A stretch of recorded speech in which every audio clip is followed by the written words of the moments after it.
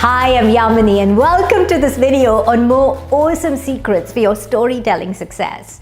I was recently returning from Japan on a business trip. We'd all boarded, everyone was strapped in, and then they announced a 60-minute delay. Everyone in the cabin groaned. The pilot came on and he apologized and explained why. And then he said, "Ladies and gentlemen, I want to let you in on a secret. It's much better to be safely on the ground, wishing to be up in the air, than to be up in the air, wanting to be safely on the ground." Everybody burst out laughing, and there was even a smattering of applause. The 60-minute delay just flew by without any complaints, and then we were cleared for takeoff. Just like the pilot, I'm going to share with you not one, but 3 awesome secrets that will supercharge your next story. The first is so often because it's business, we've been brought up on this myth of it's business, not personal. But surprisingly, with business storytelling, what really packs a punch is when you go personal, when you use a personal story to land a business message. I know it sounds counterintuitive because the whole field is called business storytelling. So you think it's got to be stories about business. But sadly, business stories can be predictable and boring for your audience. So every time you want to pack a punch, I invite you to go personal with your stories, as long as they link to a message. So every time you talk about a holiday you had in Canada or dropping your kids off at school, your audience is immediately intrigued. They're hooked in and they want to know what happens next.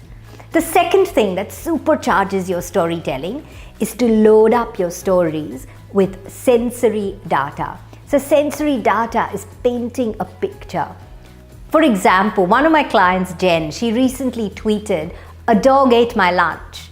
She then deleted that tweet and she replaced it with, "A Dalmatian ate my burrito." And Twitter exploded. So what transformed that tweet from ho-hum to dada?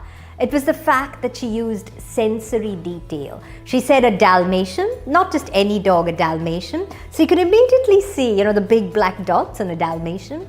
And she said a burrito, not just any lunch.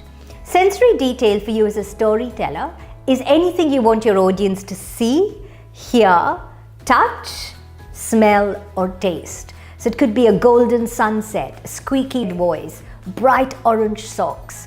Sensory detail makes your stories pop.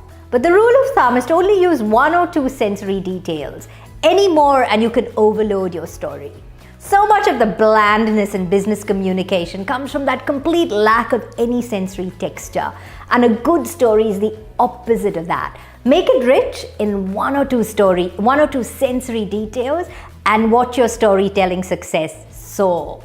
My third awesome secret is so often in business, we're very particular about sharing only success stories. Of course, success stories matter, but it's very important to also share some failure stories. One of my clients, leading consulting company, they were invited in for a multi-billion-dollar pitch.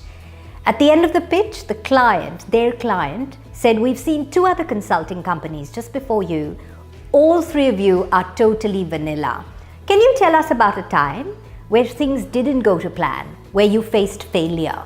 Now, the people in the pitch team were absolutely, intelligent, articulate, smart, but they were completely stuck. They couldn't come up, even though they had a lot of failure stories, they couldn't come up with any of these stories under pressure. Why are failure stories so important? Robert Kaplan of Harvard Business School tells us that failure stories are very defining. They tell us who you are as a leader and a person. Failure stories are also very relatable. We've all been there. It's part of the human condition. But Kaplan advises us that your failure stories should always be about doubt, not skill. So we never want a story that makes you seem incompetent. So my accountant sharing stories about struggling with, work-life integration, we all get that. We're all busy, we're time poor, we've got multiple priorities. Totally empathize with that. But if my accountant were to share a story about stuffing up numbers, that's not okay. So you always want vulnerability, but you don't want incompetence. So failure story is a very important part of your storytelling suite. So there you have it. 3 awesome secrets to supercharge your next story. Always go personal. Load up your story with at least 1 or 2 sensory details. And be brave enough to occasionally share a failure story. Thank you so much for watching. Please leave me some comments and let me know what you think. Thank you.